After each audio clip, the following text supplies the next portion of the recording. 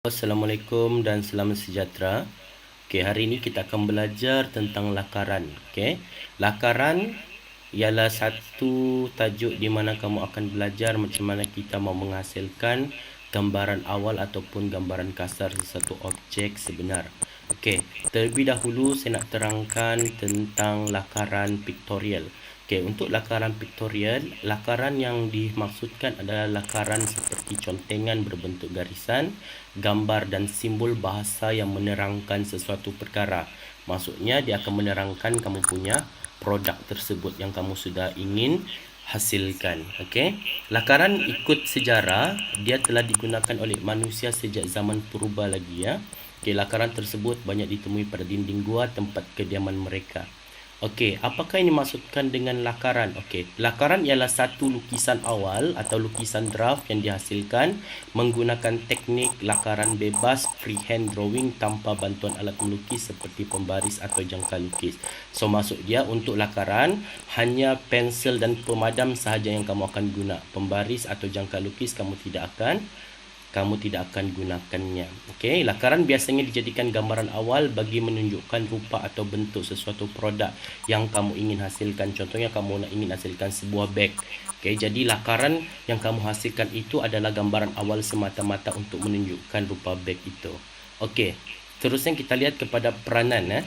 Okey, sebelum saya lupa, alatan asas yang digunakan dalam lakaran adalah seperti marker pen, pensel, arang, pastel kapur dan juga pen penanda. Okey, selalunya lakaran digunakan menggunakan pensel 2B atau 4B untuk menghasilkan satu lakaran yang baik. Okey, kadang-kadang kita tidak gunakan pen ataupun pen marker. Okey, selalunya kita akan gunakan pensel 2B dan 4B dan kita tidak menggunakan pembaris ya. Kita akan gunakan pensel dan pemadam sahaja. Okey, di samping itu juga lakaran boleh dihasilkan dengan menggunakan komputer tetapi memerlukan kemahiran yang tinggi sebab selalunya kalau digital drawing ini menggunakan Wacom ataupun pad lukisan yang disambung dengan komputer atau laptop kamu. Okey, seterusnya kita lihat kepada peranan lakaran dalam mereka bentuk. Lakaran tu dia berperanan penting untuk menentukan konsep awal proses reka bentuk sesuatu produk. Sama ada dia proses pembinaan pun dia akan tunjukkan bahan yang digunakan dan kos pembinaan projek yang terlibat.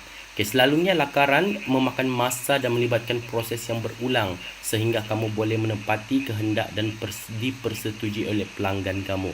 Contohnya kamu adalah seorang pereka, kamu akan melukis dan juga menghasilkan lakaran sampai kamu punya pelanggan itu berpuas hati. Kalau pelanggan tidak berpuas hati, maksudnya kamu kena ulang dan ulang mengikut kehendak dan keperluan pelanggan kamu itu ya. Okey. Kita lihat kepada peranan lakaran.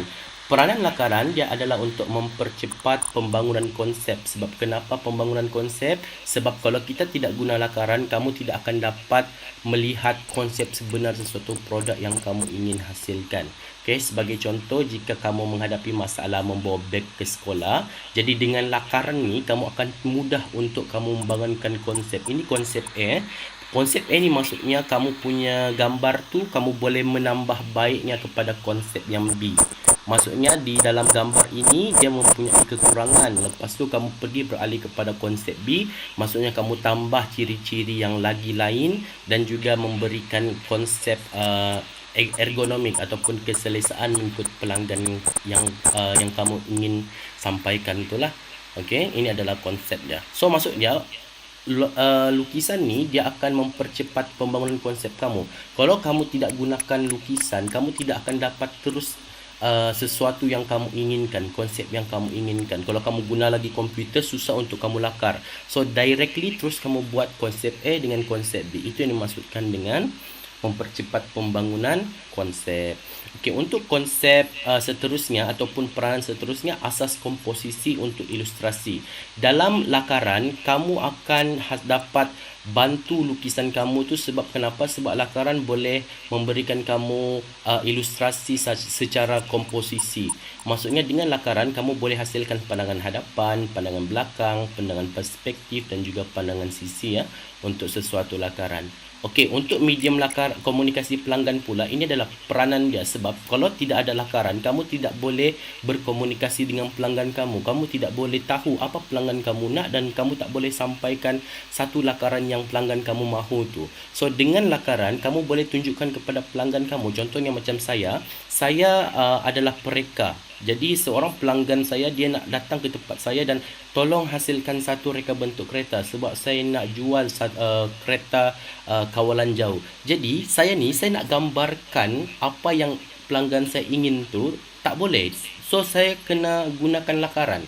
Dengan lakaran ni, kamu akan tunjukkan kepada pelanggan kamu, okey, ini adalah kamu punya permintaan. So saya akan tunjukkan kepada pelanggan saya, inilah contoh lakaran yang kamu nak.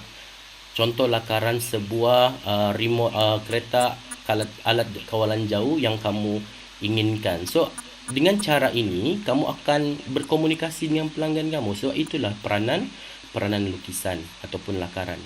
Okey, lakaran juga berfungsi adalah untuk membuat eksplorasi visual. Maksudnya dengan lakaran kamu boleh buat keratan-keratan rentas seperti ini. Okey, contohnya seperti kereta, kamu dengan lakaran kamu boleh hasilkan satu eksplorasi. Kamu boleh explore setiap bahagian-bahagian sesebuah produk yang kamu ingin hasilkan. Okey, lepas tu penyelesaian perincian visual.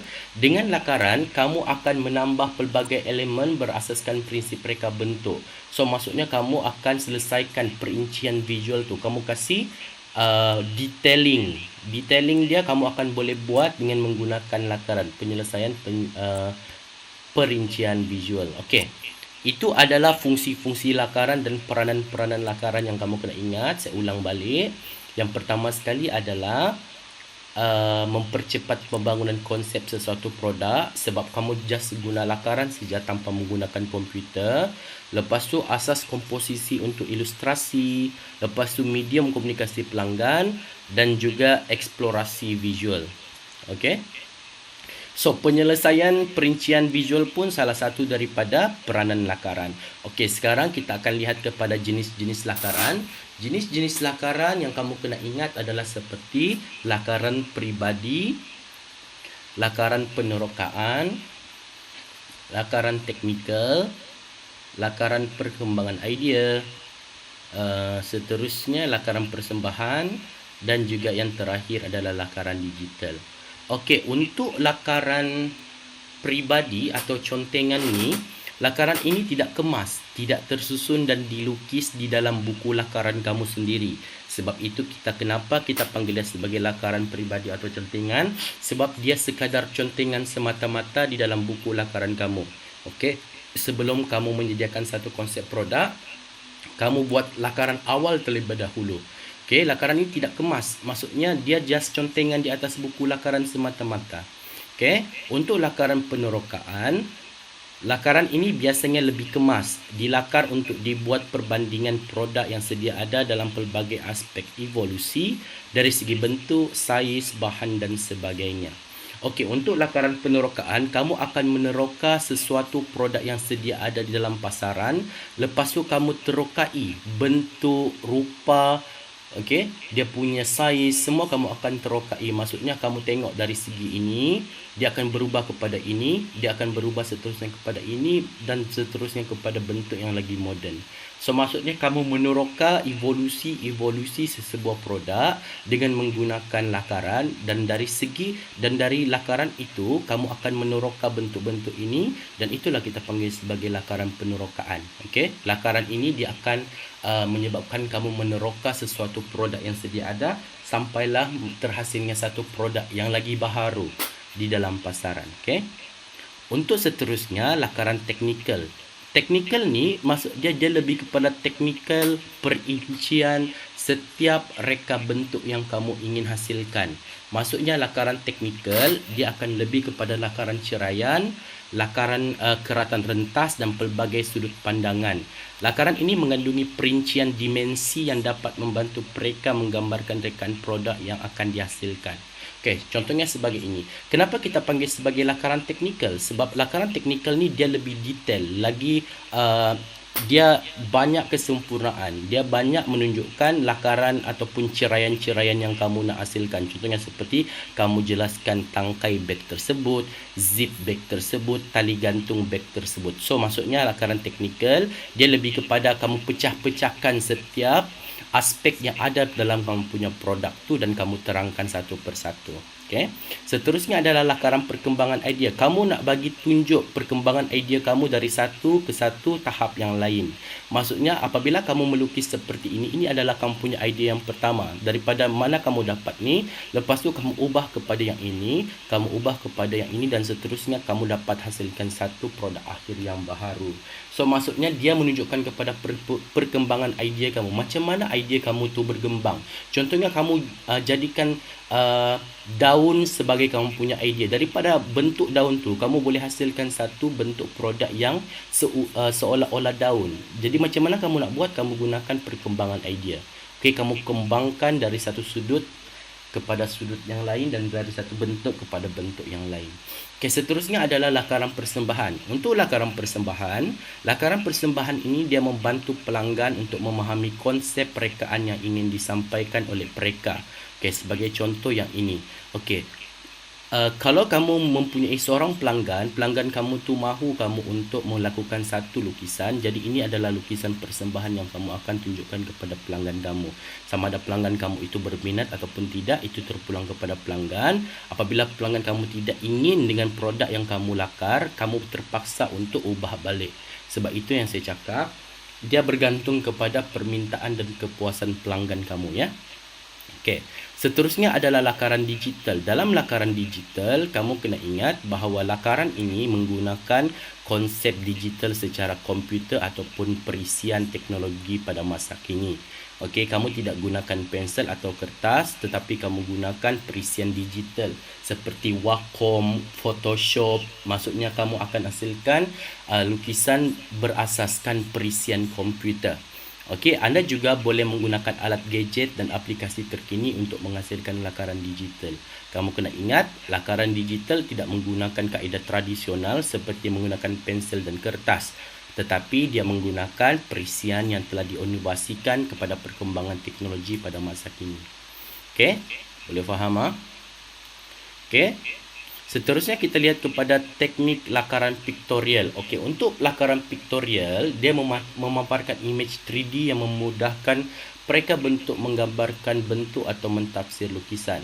Kaedah asas lakaran dia ada dua. Okey, melakar garisan lurus, iaitu yang pertama sekali kaedah garisan pendek. Untuk membuat lakaran, kaedah ini menunjukkan kamu kena letak satu titik macam begini. Lepas tu kamu letak satu titik di sebelah kanan. Dan selepas itu kamu letakkan garisan putus-putus-putus dan lakarkan garisan tadi dengan satu garisan tebal yang hitam. Seperti ini, kemudian kamu akan sambung. Ini adalah kaedah garisan pendek. Untuk kaedah melakar garisan dua titik, maksudnya kamu letak satu titik sebelah kiri dan satu titik sebelah kanan. Kamu terus sambung daripada titik sebelah kiri dan kanan ini menjadi satu garisan yang panjang. Kemudian kamu akan hitamkan garisan tersebut dengan garisan yang lagi panjang lah. Okey, boleh faham? Okey, saya akan sambung kemudian lakaran oblik. Okey, kita lihat kepada lakaran oblik, ya. Untuk lakaran oblik ialah lakaran berbentuk 3D. Kamu kena ingat, okey, lakaran oblik dia adalah lakaran berbentuk 3D. 3D maksudnya kamu boleh nampak sisi sebelah kanan, sebelah atas, hadapan dan seumpamanya. Okey, lakaran oblik bergantung kepada jenis cavalier atau kabinet. Okey, cavalier ataupun kabinet. Lepas tu lakaran dilakar berpandukan 3 paksi asas, iaitu paksi menegak, paksi surut dan paksi mendatar. Apa itu paksi surut dan paksi menegak? Okey, paksi surut adalah yang ini. Okey, yang ini. Nampak tak yang paksi menegak Z kepada Y ni? Ini adalah paksi surut. Paksi menegak adalah paksi Y menegak ni kepada pergi Z yang garisan lurus menegak macam gini. Paksi mendatar adalah seperti ini. Kamu kena ingat paksi surut, paksi menegak dan paksi mendatar X. Okey.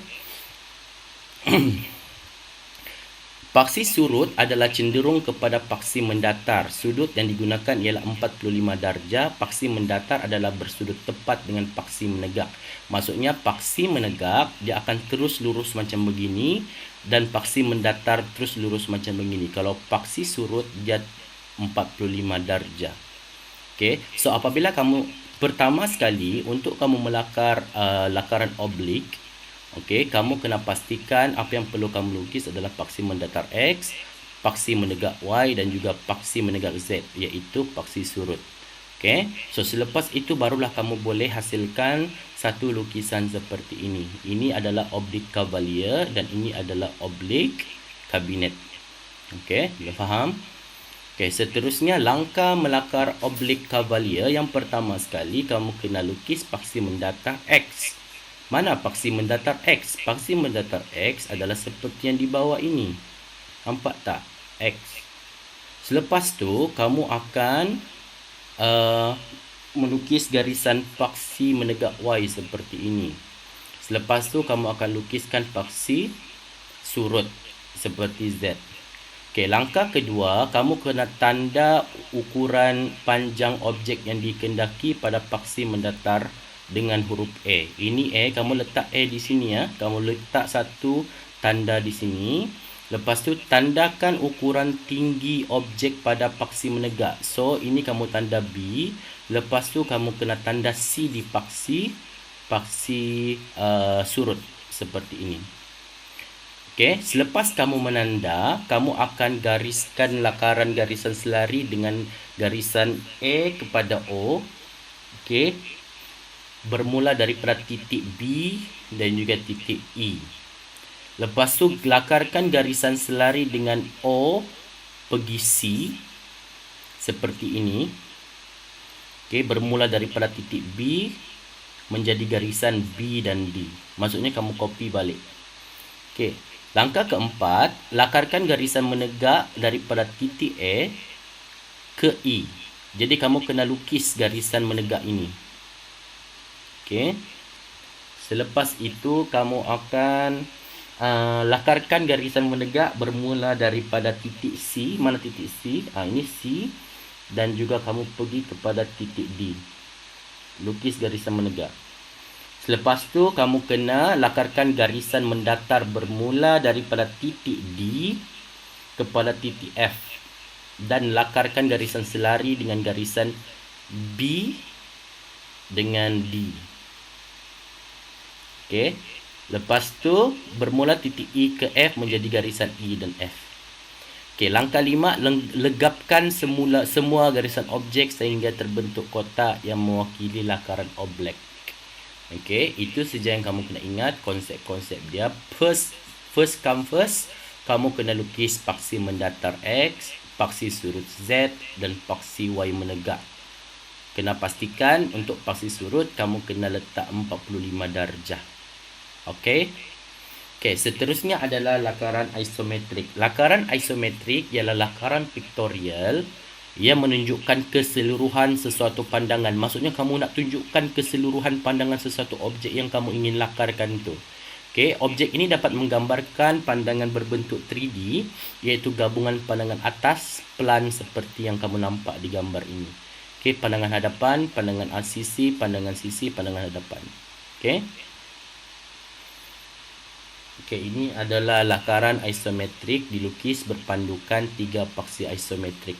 Okey, first kamu kena lukis lakarkan seperti ini. A pergi O pergi B, B pergi C, C pergi O, sorry. Okey, ini langkah 2, boleh kamu rujuk dalam buku teks. Langkah 3 seperti ini, langkah 4 seperti ini, kemudian kamu boleh legapkan semua objek. Okey, untuk lakaran perspektif pula, okey, kamu akan menunjukkan pandangan-pandangan seolah-olah masuk ke dalam. Okey, iaitu objek yang dekat bersaiz besar berbanding dengan objek yang jauh akan bersaiz kecil seperti ini. Okey, kamu kena ingat dia ada 3. Okey, lakaran perspektif 1 titik, maksudnya kamu akan letakkan titik lenyap di sini. Okey. Untuk lakaran perspektif 2 titik, dia ada 2 titik lenyap di sini. Okey, dan juga di sini. Faham? Okey, untuk 3 titik lenyap, 1, 2 dan 3. Ini adalah perspektif ya. Okey, ini adalah elemen lakaran perspektif. Kamu kena lukiskan satu garisan ufuk di sini. Okey. Okey, so sekarang langkah yang pertama kamu kena buat untuk perspektif satu titik lenyap, bina garisan bumi. Ini GB maksudnya garisan bumi ya, bukan guru besar. Okey. GU bermaksud garisan ufuk. Titik lenyap TL. Langkah kedua GB di bawah. Okey, apabila garisan ufuk dan titik lenyap berada sudah di atas, apa yang perlu kamu lukiskan adalah bina pandangan hadapan dan tandakan penjuru dengan huruf A, B. Kamu letak di sini. Okey. Selepas itu kamu akan tarik, okey, unjurkan setiap penjuru pandangan bahagian hadapan dengan gambaran perspektif di titik lenyap di sini. Okey. Boleh faham? Lepas tu tentukan lebar, ukuran lebar objek dan tandakan dengan titik E bermula dari titik A. Okey, selepas kamu buat macam begini, kamu akan lukiskan satu garisan berada di sini. Okey. Selepas tu legapkan garisan pembinaan objek sehingga menjadi lakaran perspektif. Okey. 2 titik lenyap pun sama juga. Kamu kena 2 titik lenyap, 1 titik lenyap 1. TL-nya 2 di sini. Garisan ufuk memanjang begini. Garisan bumi jangan lupa ya. Okey. Selepas itu kamu kena bina satu ukuran menegak macam B sama A. Okey, selepas tu kamu unjurkan. Unjurkan ni maksudnya kamu tarik pergi titik lenyap 2 dan titik lenyap 1 ni. Okey, ini ada B sama A kan. Lepas tu kamu daripada titik A ni kamu unjurkan satu garisan ke TL, dan untuk B pun sama juga, kamu unjurkan satu garisan ke TL ni. Okey, begitu juga kepada TL2, kamu unjurkan garisan-garisan dia sebab dia 2 titik lenyap kan. Okey, selepas tu kamu akan tandakan panjang objek pada garisan D dengan C dan juga E dengan F seperti ini. Dan kemudian kamu akan hasilkan satu lagi garisan. Apabila kamu sudah unjurkan seperti itu, kamu akan unjurkan garisan perspektif bermula dari titik D kepada titik lenyap 2. E, unjurkan satu lagi garisan ke titik lenyap 1. Okey, boleh faham? Selepas tu kamu akan legapkan dia. Okey. Okey, ini adalah gambaran lakaran persembahan perspektif 3 titik lenyap di bawah berdasarkan aras mata. Okey, kamu boleh rujuk dalam buku teks kamu ya. Saya akan terangkan dengan lebih terperinci di dalam video yang seterusnya lah. Okey. Okey, sama juga dengan lakaran bulatan ni, kamu boleh rujuk di buku teks. Saya akan buat satu persatu video tentang setiap lakaran ini. Tetapi untuk pembelajaran ini saya akan terangkan dengan kurang terperinci. Saya akan letak video satu persatu ya. Okey, ini adalah lakaran bulatan, lengkungan dan elips. Ini adalah bulatan. Okey.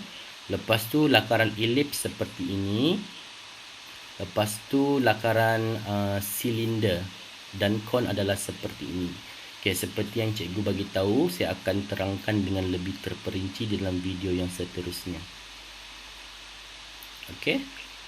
Okey, untuk itu saja untuk pembelajaran pada hari ini. Selepas kamu menonton video ni, kamu kena kamu kena jawab soalan yang saya berikan. Kamu kena ingat apa yang tadi saya terangkan pada kamu satu persatu ya. Ada juga nota, ini video untuk rujukan kamu saja supaya kamu tak bingung dan kamu tidak keliru. Okey. Okey, nanti saya akan terangkan setiap lakaran-lakaran yang lakaran pictorial yang saya terangkan sebentar tadi dalam video yang seterusnya. Okey, terima kasih.